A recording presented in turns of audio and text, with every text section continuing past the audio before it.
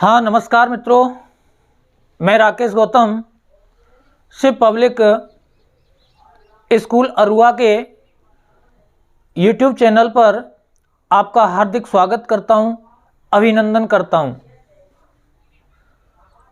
प्यारे विद्यार्थियों, आज का जो हमारा प्रकरण होगा कक्षा 12 की अनिवार्य हिंदी का प्रथम अध्याय।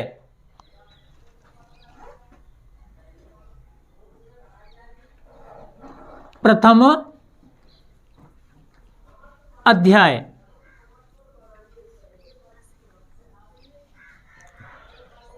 जिसमें तुम्हारे पहले कवि आते हैं कबीर।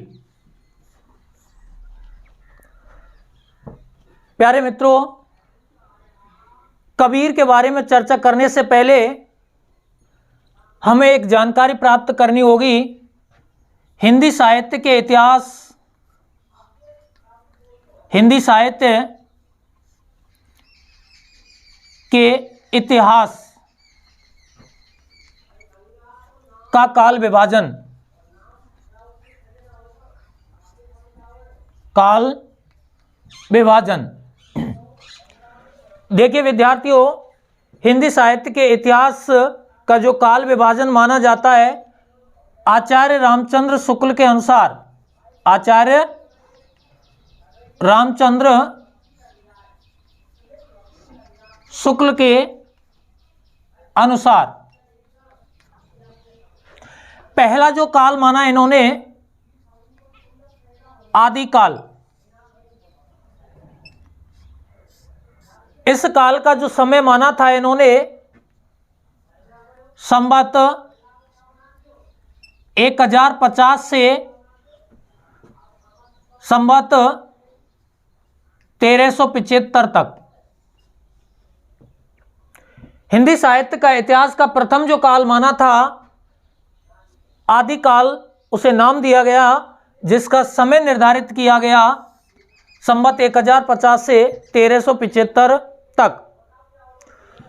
दूसरा जो शुक्ल जी ने काल माना, भक्ति काल माना।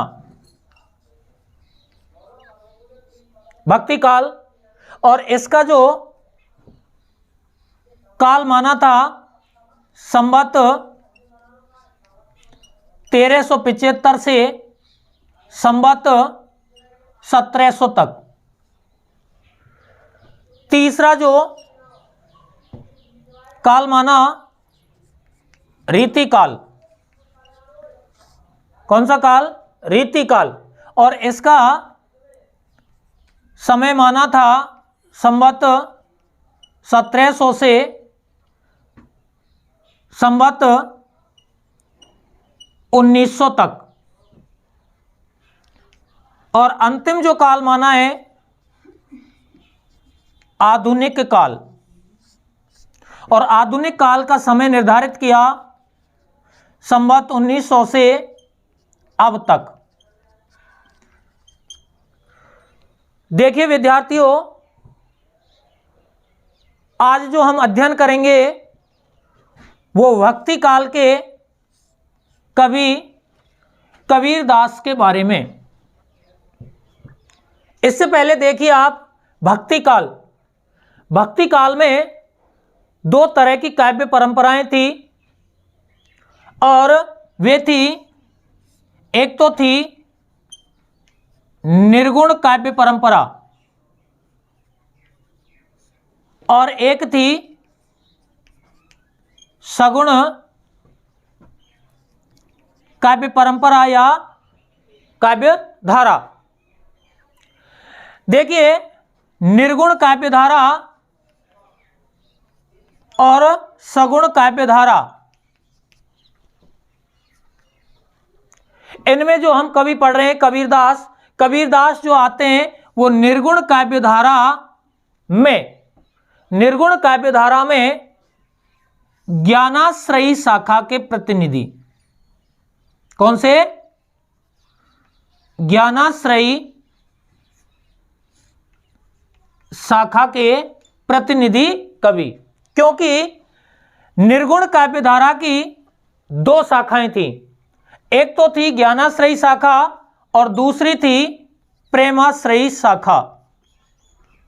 प्रेमाश्रयी शाखा, इसे सूफी शाखा के नाम से भी जाना जाता है। हम जो अध्ययन कर रहे हैं वो किसका कर रहे हैं? ज्ञानाश्रयी शाखा के कवि हैं कौन? कबीरदास।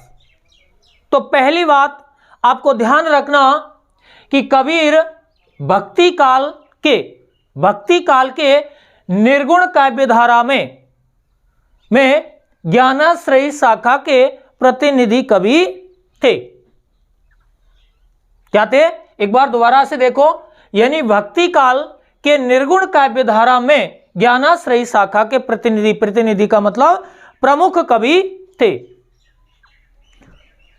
कबीर का जो जन्म हुआ सन 1398 ईस्वी में काशी में हुआ था। इनका जन्म कहां हुआ? काशी में हुआ। कब हुआ? सन 1398 ईस्वी में।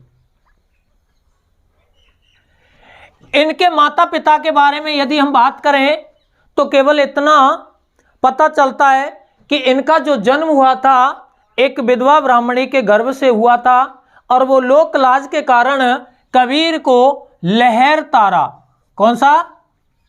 लहर तारा नामक तालाब में छोड़ आई थी। कहां पर? लहर तारा नामक तालाब में छोड़ आई थी। इधर एक जुल्हा दंपत्ति, या हम यूं कह सकते हैं कि मुस्लिम दंपत्ति नीरू और नीमा लहर तारा तालाब के पास से निकल रहे थे, तभी नीमा की नजर इस बच्चे पर पड़ जाती है और इस बच्चे को गोद में उठा लेती है और अपने साथ ले जाती है। यानी हम कह सकते हैं कि कबीर का जो लालन पालन किया था, क्या लालन पालन किया था, वो किसने किया था? नीरू और नीमा ने किया था। किसने किया था? नीरू और नीमा ने किया था। इनके गुरु की बात करें तो इनके जो गुरु थे, गुरु कौन थे? रामानंद थे। गुरु का नाम क्या था? रामानंद था। प्यारे विद्यार्थियों, कबीरदास ने समाज में व्याप्त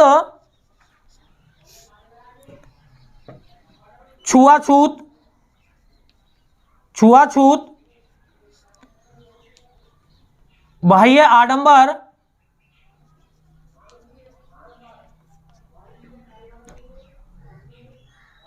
बहुदेववाद,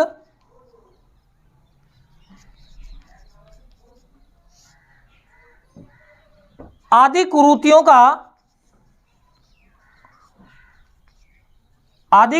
का कड़ा विरोध किया।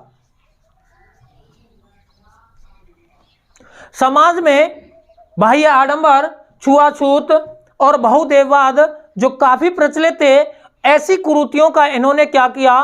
कड़ा विरोध किया था।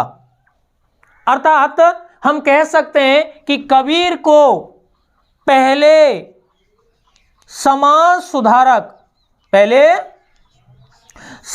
सुधारक तथा बाद में कवि कहा जाता है। पहले इनको समाज सुधारक और बाद में इनको कवि कहा जाता है। आगे हम बात करें कि इनकी जो काव्य रचना है उसमें कई भाषाओं के शब्द मिलते हैं, इसलिए इनकी भाषा को सधुक्कड़ी कहा जाता है। यानी इनके काव्य में कई भाषाओं का मेल है, इसलिए इनकी भाषा को क्या कहा जाता है? सदुक्कड़ी कहा जाता है। इसलिए आचार्य हजारी प्रसाद द्विवेदी, आचार्य हजारी प्रसाद द्विवेदी ने इन्हें वाणी का डिक्टेटर कहा है। वाणी का डिक्टेटर कहा है। किसने कहा है? आचार्य हजारी प्रसाद द्विवेदी ने कबीर को वाणी का डिक्टेटर कहा है। आगे हम बात करें, ऐसा कहा जाता है कि कबीरदास अनपढ़ थे। कैसे थे? अनपढ़ थे, और कहा भी गया है कि मसी कागद छुओ नहीं, कलम गही नहीं हाथ। यानी मसी कागद यानी स्याही और कागज को इन्होंने स्पर्श तक नहीं किया, और कलम को हाथ में भी नहीं लिया, ऐसा इनके बारे में कहा जाता है।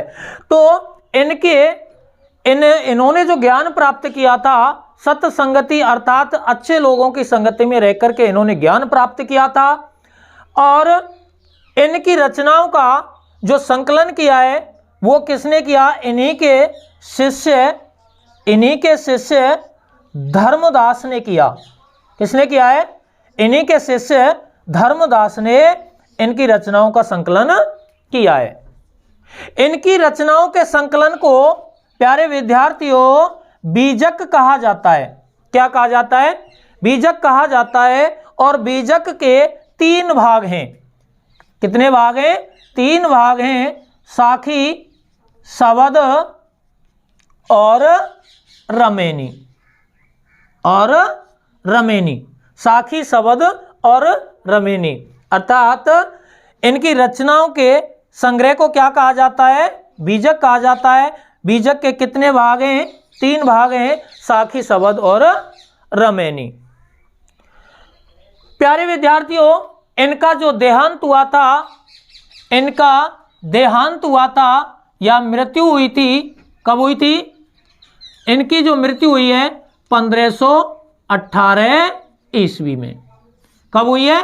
1518 ईस्वी मगहर में इनकी क्या हो जाती है? मृत्यु हो जाती है। एक बार दोबारा से ध्यान करो कि कबीरदास का जो जन्म हुआ है सन 1398 ईस्वी में, कहां पर हुआ? काशी में हुआ। इनकी मृत्यु 1518 ईस्वी में मगहर में हुई थी। इनका जो जन्म हुआ था एक विधवा ब्राह्मणी के गर्भ से होता है, और वह लोक लाज के कारण इस कबीर को लहर तारा नामक तालाब में छोड़ देती है। इनका जो लालन पालन किया था जुल्हा दंपत्ति या मुस्लिम दंपत्ति नीरू और नीमा ने किया था। इनके जो गुरु का नाम था रामानंद था। क्या था? रामानंद था। इन्होंने समाज में व्याप्त छुआछूत, भाई आडंबर, बहुदेववाद आदि कुरीतियों का कड़ा विरोध किया। कबीर को पहले समाज सुधारक तथा बाद में कवि कहा जाता है।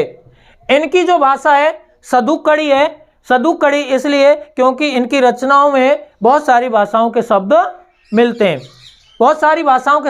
हैं। इसीलिए आचार्य हजारी प्रसाद द्विवेदी ने इनको वाणी का डिक्टेटर कहा। इनकी रचनाओं का जो संकलन किया इन्हीं के शिष्य धर्मदास ने किया। किसने किया? धर्मदास ने किया। और इनकी रचनाओं का जो संग्रह है वो बीजक नाम से जाना जाता है। बीजक के 3 भाग हैं, साखी, शबद और रमेनी। साखी, शबद और रमेनी।